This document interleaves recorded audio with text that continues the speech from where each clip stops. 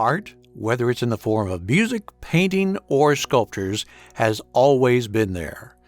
Many great artists have lived who produced such great wonders that even after decades, the world cannot refrain but appreciate their work. Those who don't understand art, for them paintings are merely colors and brushstrokes, but to those who do, they strive to find the underlying meanings. The painting we're going to discuss today is one such work of wonder. By giving it a glance, it might look like a usual wave in the sea. But once you analyze the image, that's when you get to know what's hidden underneath this masterpiece of Japanese painting, the Great Wave of Kanagawa. So without further ado, let's dive deep and find out what it is all about. The Great Wave of Kanagawa is the work of a Japanese artist named Katsushika Hokusai. Katsushika started painting and experimenting with different techniques very early on in his life. It was like he couldn't refrain from trying out different artistic approaches. Once he got a hold of one, he moved on to the next one. Those who have studied his different paintings tell that even though all his paintings are distinct from the other ones, there is a certain element that is common among all of them, and that is the touch of variety in colorization and style. Although he adopted a multitude of artistic designs, the way he integrated all of them into his works helped him develop his own style. That's where the real beauty of Hokusai's work lies. The technique used by Hokusai to make this marvelous piece, the Great Wave of Kanagawa, is the Japanese woodblock painting technique. This technique is not unique to Japan, as parts of it were adopted from Chinese woodblock printing. The way it works is that the artist would carve out negative spaces.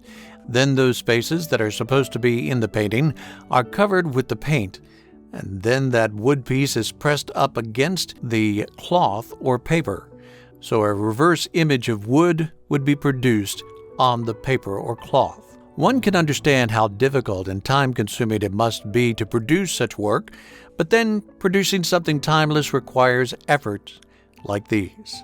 Now that you know who made the painting and what techniques he used, it's time we delve into the painting itself and see what was in the mind of the artist when he painted it. The Great Wave of Kanagawa was produced as part of a series of woodblock prints that Hokusai produced after getting obsessed with the landscape of Mount Fuji. Mount Fuji is a humongous mountain in Japan, and the series under which all these artistic wonders were created was called 36 Views of Mount Fuji. Hokusai was obsessed with the concept of immortality, and he would say that if he could live to be 110, every dot on his painting will come alive. And in his quest for understanding and truly finding the meaning of mortality, he painted several landscapes of Mount Fuji. Well, let's just say even nature didn't allow him to stay in this world till 110, but the work he produced while looking for the meaning of life certainly is immortal. There is something very complex about these artists. They produce their work and then leave it to the world to make the meaning of it.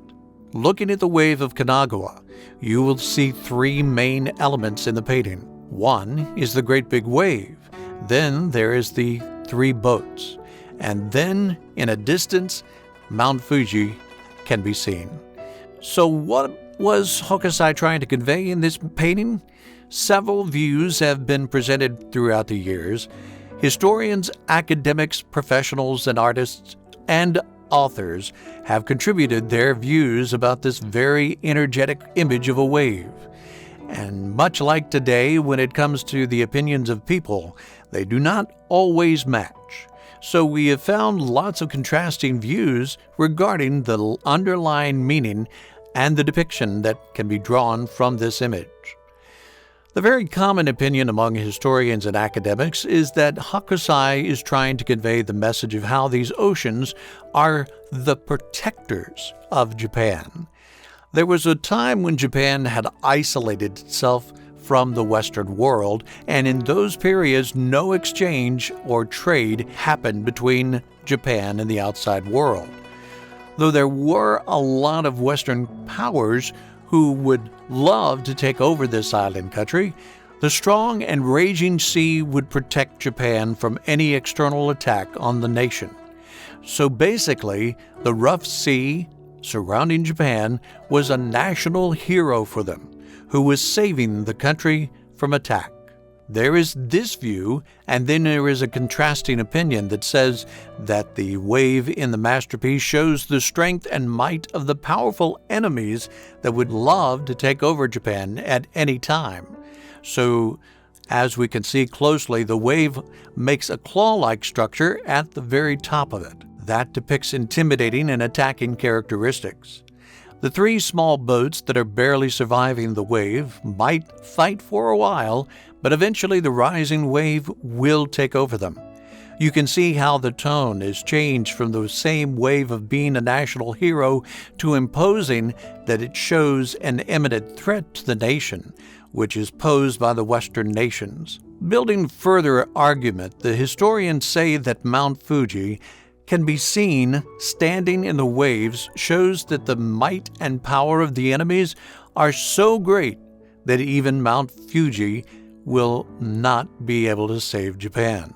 Finally, the last analysis that is presented about this gorgeous artwork is that Hokusai was simply trying to portray his understanding of life in this painting, where the large wave which is rising shows the mortal part of life. No matter how great you become or how much power you accumulate, in the end, it's all going to end. On the other hand, the image of Mount Fuji at the back shows the immortal part. The mountain is eternal. One can also look at it as life is challenging, raging, and even violent, whereas there is serenity in the background when you look at the mountain. The perfectly preserved image of this art piece shows a bluish haze around Mount Fuji, signifying another element of serenity. To date, no agreement has been reached as to what is the best description of the depth of this image, but then, that's where the beauty of art lies. It's there giving you the liberty to make whatever meaning you want to make of it. So what do you believe this painting means? Share with us in the comments section below. With this, we're signing off for today, hoping this video brought something new for you. And before you go, I'd love to hear from you. Is there a piece of artwork you would like to see me cover next? Leave a comment below and let me know. Until next time, goodbye.